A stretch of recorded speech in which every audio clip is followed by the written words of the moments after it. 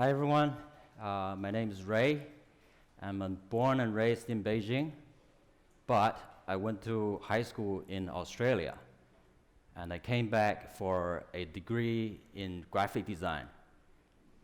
And I ended up as a professional car driver for my first job, but end up opening a Mexican restaurant with my wife for the past 10 years. So it is true what they say, you never know where life takes you. But through my story, I would like to highlight three things. One, raise the awareness of Mexican food in Beijing or China. Why? Because it tastes good. Two, inspire people to follow their dreams and passion. And third of all is embrace failure, because that is the key to success. And that's where I find a lot of younger kids these days are afraid to do what they want to do. So, let me start the story with why Mexico, Mexican food. This is the question I've been asked the most. Now, I'm not a public speaker, but for the customers who really love our food, expected to a Mexican chef to come out to greet them. But in the end, a Chinese guy comes out. So they're really interested why a Chinese person would be so passionate about this food and cuisine. So let's start the timeline. 2 years before we opened our restaurant, like I said, I was a professional test driver for auto companies like BMW, for Mercedes and Saab. Our job objective is we take their customers out onto the racetracks and really test the performance aspect of the vehicle. Now you don't really understand, do you? Okay, so a better example. So this is a Saab job I did back in 2008. I really loved this one. You see how happy I was? Okay, so we rented out this Air Force space. It's a long runway. Why I love it so much? We get paid to scare people. And in the end, they will thank us for it. Why? Because we would take the car out onto the runway to over 100 kilometers an hour, which is highway speed. It's pretty dangerous. And then we would try to get the car to lose control, spin 2 times, get back in control, and drive off again. So the customers would be like, 吓死我了! But in the end, they're adrenaline pumping, they call off the car, it says thank you for the experience, and they buy the car. So that's the main thing for the car dealers. So we're not exactly salesperson, but we're the more advanced version of that. So I really love that job, but there's the downside to it. We were always flying from city to cities, car dealers to car dealers, and I was never home. So, and my wife, I mean girlfriend at the time, she hated her job. So we both quit and quit our jobs, decided to open a restaurant together in 2009.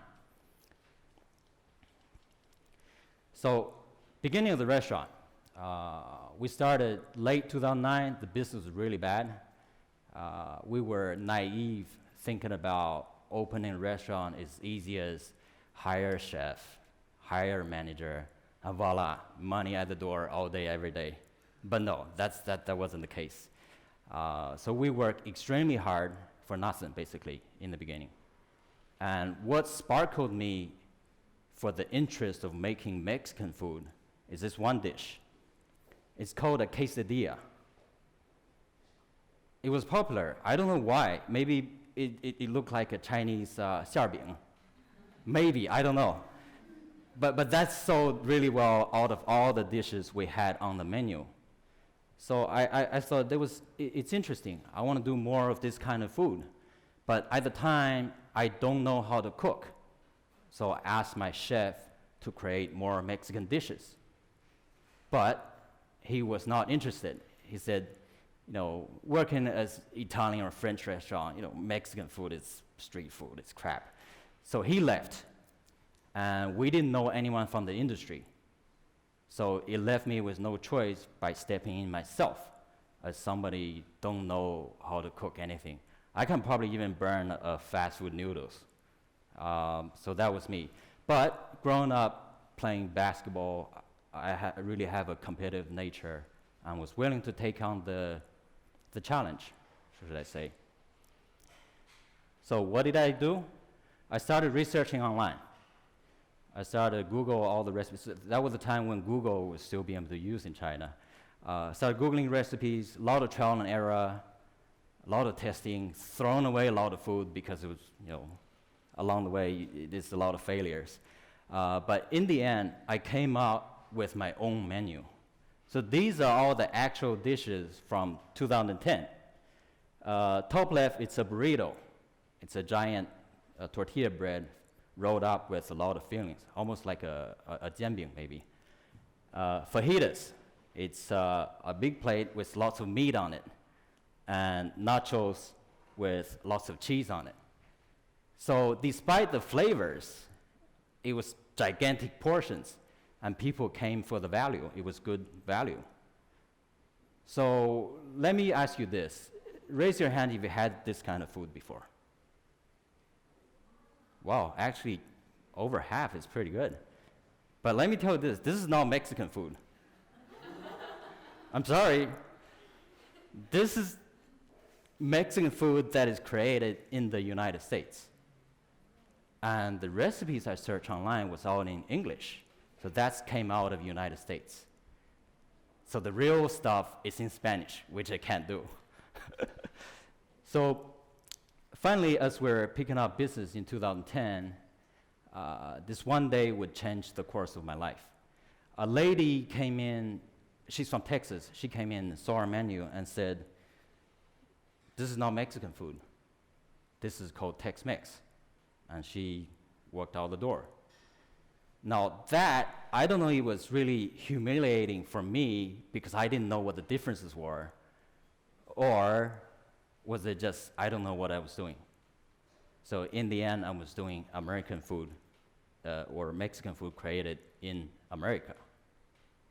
So again, I set myself a goal. I said, if I decide to do this, I need to go to Mexico myself and to eat the food in Mexico.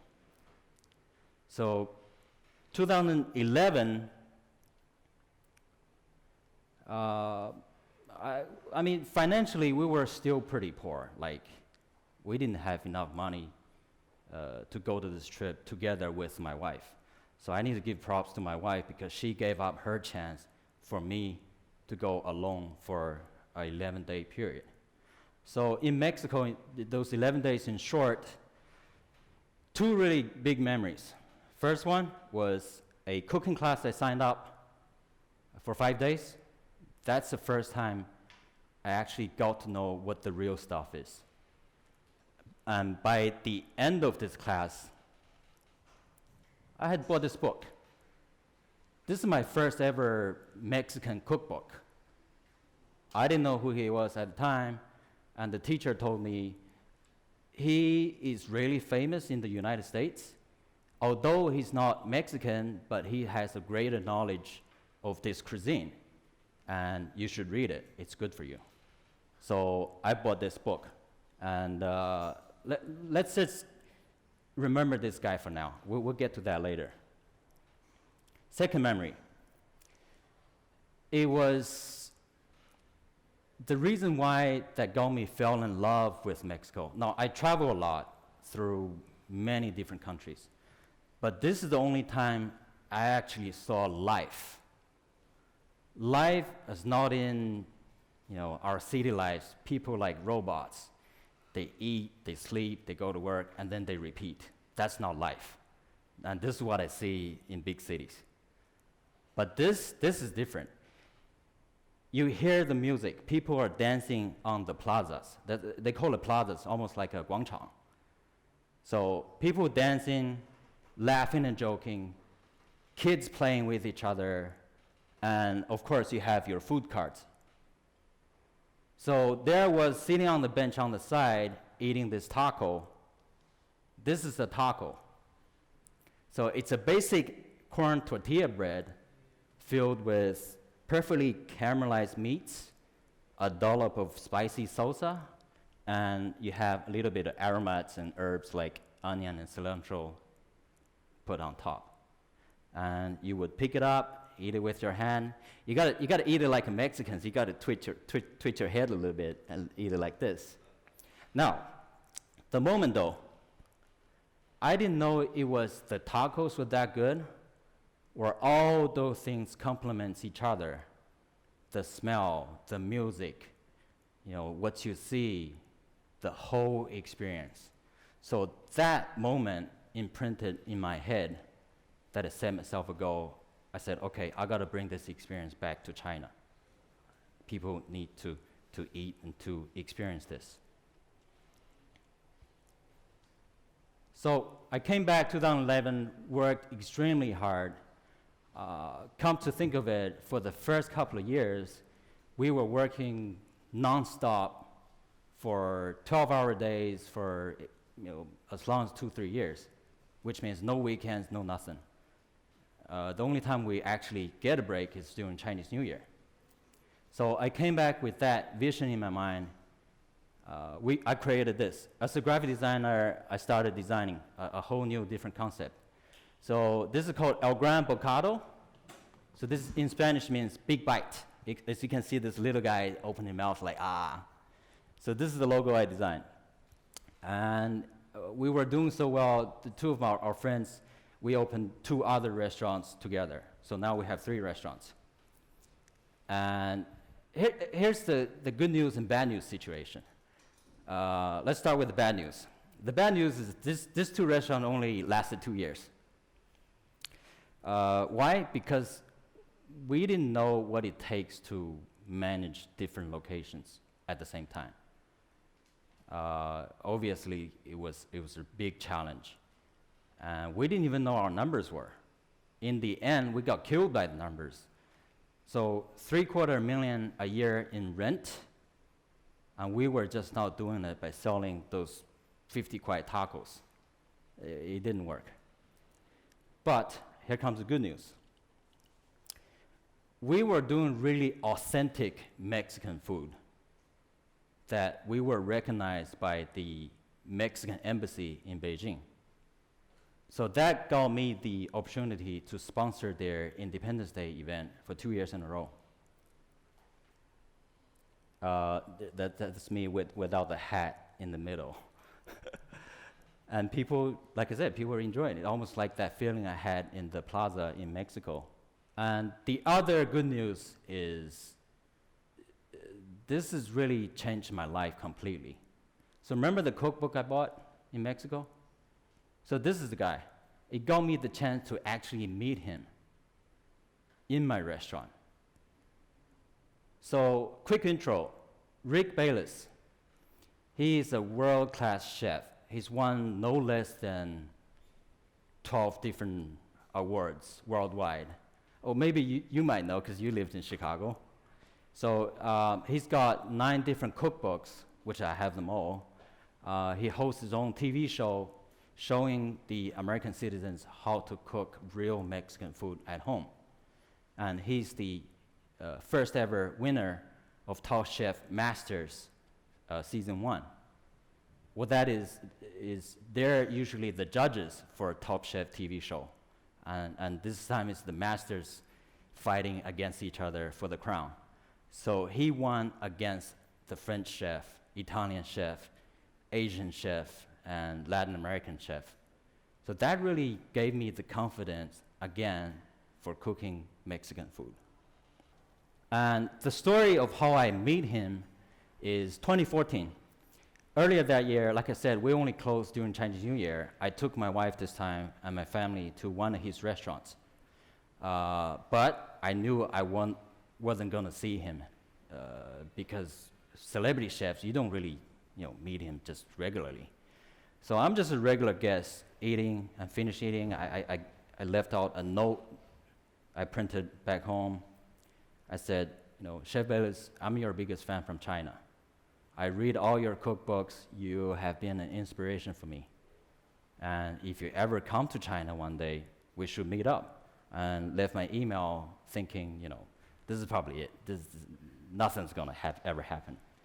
But the miracle was about half a year later, he contacted me through that email and said, hey, Ray, I'm Rick. I was static at the moment, okay. So the US Embassy invited us over to China for this culture exchange event in 4 different cities. Now, we know that earlier you came to my restaurant and said you own a Mexican restaurant in China. So maybe, you could help us source ingredients. I was like, what? This guy asking me for help? So long story short, they came and we met. I took him to a lot of local restaurants, including Beijing duck. Oh, he loved it. I think he ate the whole duck. But and then this was in the restaurant I failed in Sanlitun. We took the picture. He ate my tacos, and he couldn't believe it. He said, how is this Chinese guy cooking Mexican food in China that has so much similarities as Mexico? So that really impressed him. And he put me on his podcast, live podcast, and offered me to work in his restaurant. So as you can see, all the cookbooks I got over there, of course I got to get him to sign all the cookbooks. That was just a part of the deal. So about a year later, 2015, I got my chance to work in his restaurant for the first time. So that was a really dreamy kind of moment, because a year ago, the guy didn't even know me. I was just a regular guest sitting in the dining floor, looking over to the kitchen and dreaming about if there's ever a chance that I can work there one day. And then a year later, I'm standing in the kitchen looking out to the dining floor. So it was like a really dreaming kind of moment for me. But back to reality, the 2 restaurants I lost. Okay, so we lost about 1 million RMB in total, all hard-earned money since the beginning. But it didn't take me down. I asked Chef when he left, I said, Chef, should I do more? Should I learn more about it? I know we closed this restaurant, but should I go to a proper cooking school? Now remember, I never learned how to cook until then.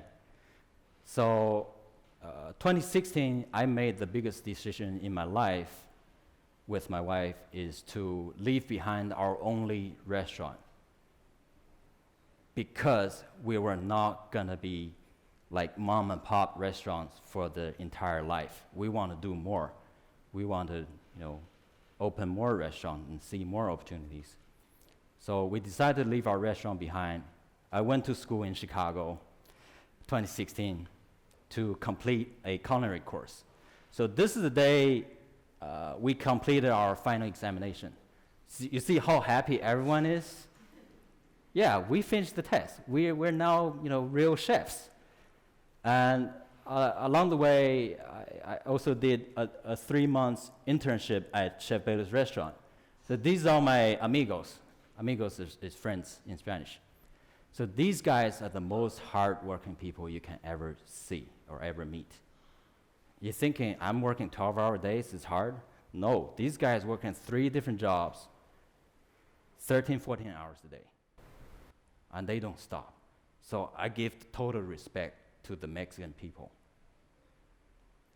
So when I came back in 2017, our restaurant was in pretty terrible shape because we had left for over a year and a half. And I had to borrow another $500,000 maybe from friends just to keep it running. But 2 years later, I remember when I first met my mentor, he told me this. He says, Ray, what is your story? You need to tell your story through the food you serve. and every bit of details of the restaurant should tell its own story.